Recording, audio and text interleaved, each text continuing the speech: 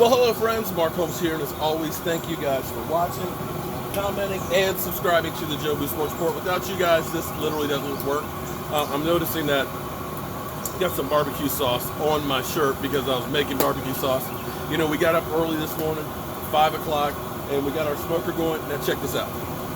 I'll give you a quick peek. We still have a couple more hours to go on here, but look, check this out. Ooh, boy. We're going to have some pulled pork in a couple hours. E2 Blue's supposed to come on over. I think Clarence is going to be over. So I'm doing some chicken wings. Hold on for 1 second.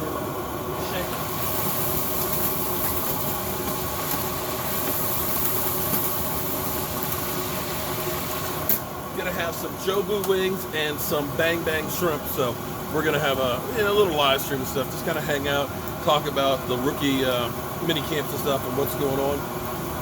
Day number 2 is in the books, and we're hearing that Mike Weber, 7th round running back, draft pick of ours, has a sore knee and may end up having an MRI done tomorrow.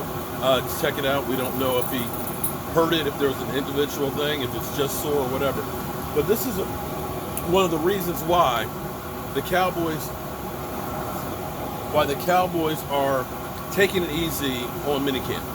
What they're doing is instead of putting him through a whole lot of physical work, what they're doing is they're doing a lot of classroom walkthroughs and things like that, because when you think about these college players, they play the college season, have their bowl games, and then they turn around, start training for the combine, do their pro visits and everything else, their pro days, and then they get drafted, and now all of a sudden you're like a deer with your head, your eyes caught in the headlights, so to speak, and you've got so much stuff that's thrown at you. Physically, they're not sure you're ready, so they're trying to bring them along slowly, but throw them a lot of the terminology and what they expect as far as play on the field. Hold on 1 second.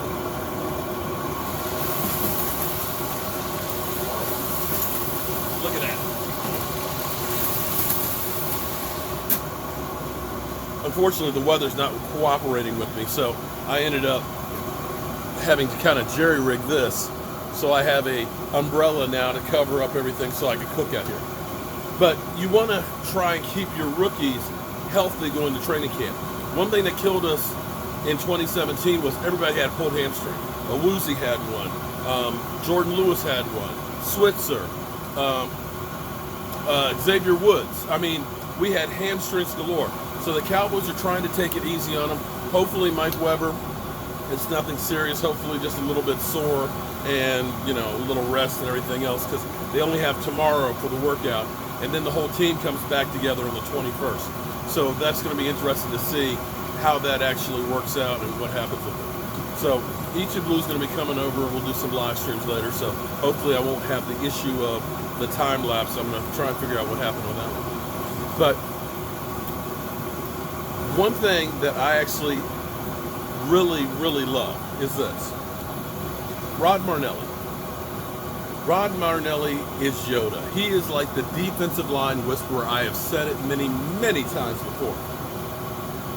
He knows how to take these guys and to make them men, how to make them ferocious, how to get the most out of these guys. He's done it time and time again. A lot of people looked at Trysten Hill and they saw the situation where there was a conflict between him and the coaching staff. Rod Marinelli actually looked at it a little bit differently. What Rod Marinelli actually looked at it and said, you know what, there's a rift between him and the coaching, but it never stopped him from trying to be on the field or him to be a good teammate. So he was actually working with the adversity and still doing what he was supposed to do to be a player. Does that make sense to you?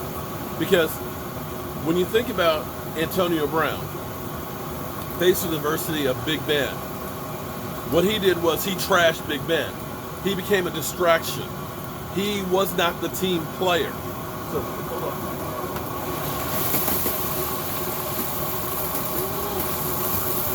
Look at that guy.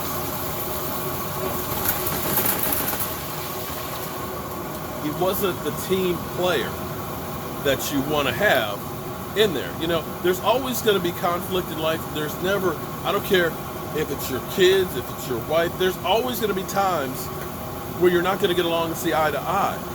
but it's how you react to those situations that can be the difference of it blowing up and having somebody having to go on, or being able to work through it and see that, okay, it wasn't a good situation, but he made the most of it. So that's one of the reasons why Rod Marinelli was like, I'm okay with this guy.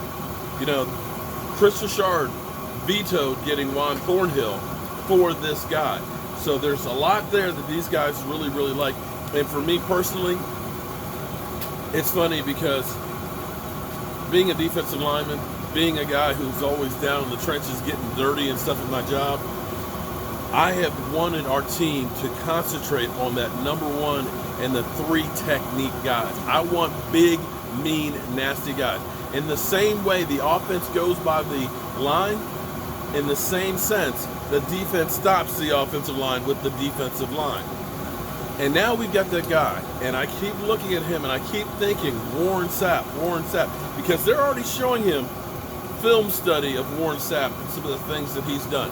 And if we can get him to that kind of level, guys, this is like Leon Lett. This is like Russell Maryland. This is like Randy White, if we can get him to that level.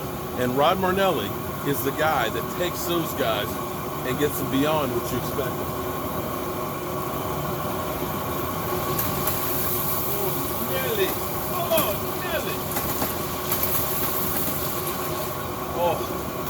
Couple more minutes and those will be done. So that's what we have for you right now. I'm gonna finish getting these chicken wings and stuff done. So you know, E2 Blue, he eats out of house and home, but he's my boy. I'm Mark Holmes, and I think I need to change my shirt. I'll see you soon.